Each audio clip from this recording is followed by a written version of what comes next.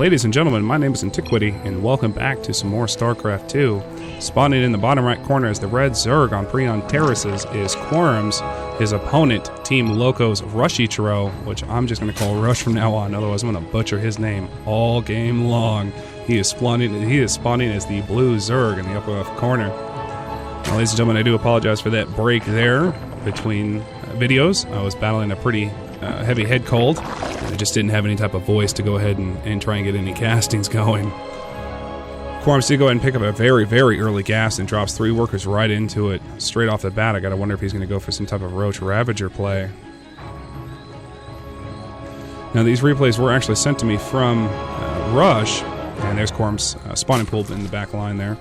Now these replays were sent to me by Rush. He wanted me to cast a couple of his games, and I was more than happy to do so. He did actually call this some Gold League shenanigans, so I was more than willing to want to get this done.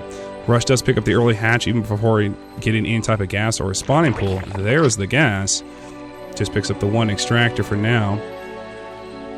Maybe just be going for some early Ling and Ling speed for some harass.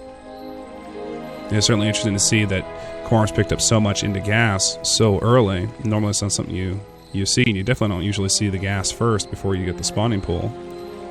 Now we do see 6 Lings and Ling speed coming out from Quarms, so he's definitely going to try and get some early harass and early economic damage in.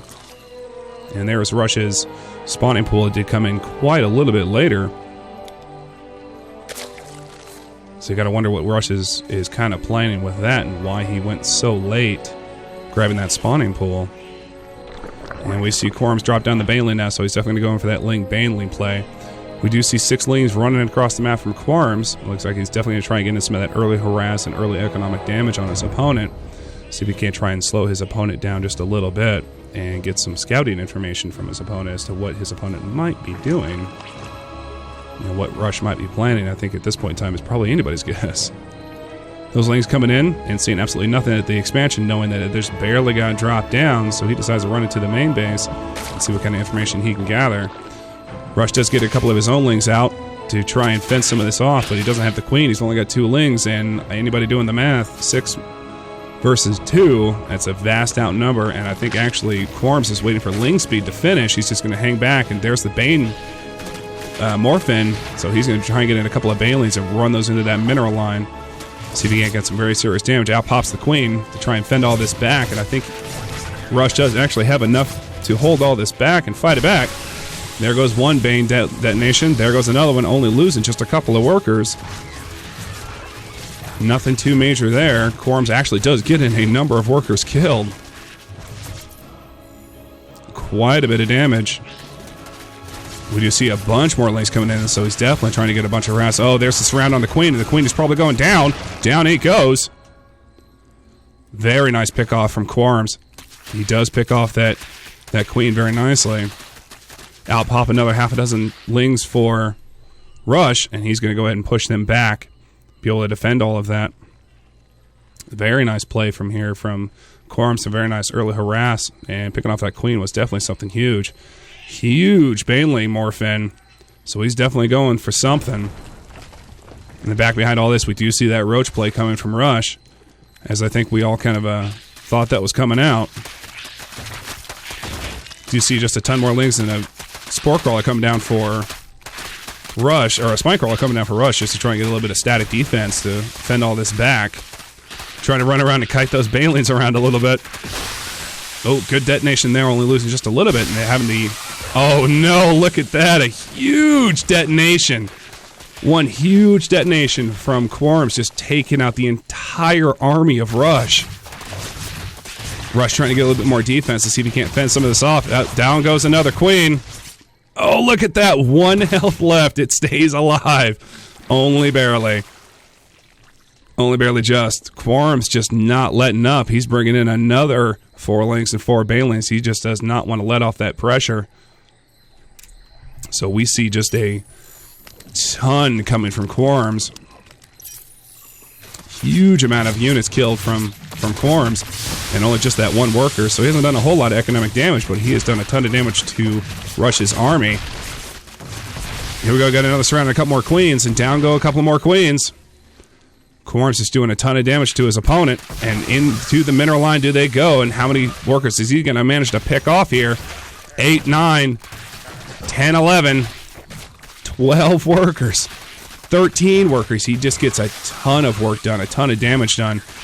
Now Rush does manage to get himself out a couple of roaches, so they might do a little bit better against Quarms' lings, but Quarms just got so many lings, just getting mad surrounds.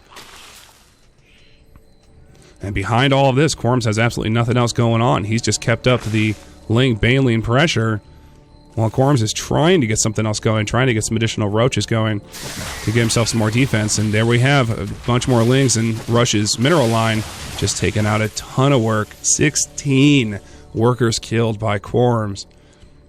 Now the units killed between both armies is, fairly equal, but Rush has just got a ton of economic damage, or I'm sorry, Quarms has got a ton of economic damage done to his opponent. But Rush does manage to get himself out a handful of roaches, so he's definitely got a lot better of a defense. He's managed to rebuild some of his queens as well, and it looks like he might get himself a free overlord here. If he stays with it, he's going to get himself a free overlord. Oh yeah, that overlord is definitely going down. Yeah, oh there it is. And it actually manages to supply block Quarms a little bit, which is certainly interesting to see because he's had nothing else going on behind this. He's just had those lings banelings. But that might be the problem. He didn't have the economic sustainability like Rush did. Quarms finally gets down his second hatch at the 6.5 minute mark, quite a bit later in the game. But by now, Rush has already got himself a good-sized army, and it's only getting bigger. Rush decides enough is enough. I'm going to go ahead and roll out across the map. I want to actually see what kind of damage that I can get done. And it looks like Quarms is also going to start to bring in roach play. He's going to drop his own roach warren and just try and get some droning going. But he doesn't. He probably knows a little bit about this roach play coming in, but no, he definitely knows about it now. He knows that there's a handful of roaches coming to knock on his front door, and he just says, GG, I can't defend against that. Huge encounters. You almost kind of think that Quarms had that game. He just had some giant good encounters with those banelings, blowing up a ton of Rush's army, but he held strong, especially having that early hatch. He had the economic sustainability to say, you know what, we can reinforce that. So very well played by both players. But having that economy in the background behind everything definitely shows where you can take the lead. You can start out from behind, but then all of a sudden you've got the lead. Ladies and gentlemen, we'll see you in the next one.